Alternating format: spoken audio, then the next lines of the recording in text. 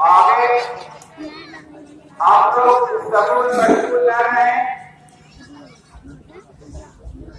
आप मस्जिद के आगे की जगह काटे बार बार कहा जा रहा, आप लोग बीच वाले लोग थोड़ा आगे बढ़िए ना, बहुत धूप नहीं है तो साया का कोई जरूरत नहीं। तो और एक शब्द मुकम्मल करने की दूसरा शब्द लगाना है। माशाअल्लाह जगह काफी है, कोई दिक्कत नहीं होगी। हाँ, मस्जिद के आगे रिक्शा पूरा खाली है, आप लोग बीच में आ गए।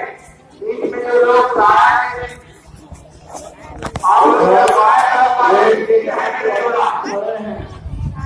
जब मैदान में आ जाए मस्जिद की तरफ आ जाए।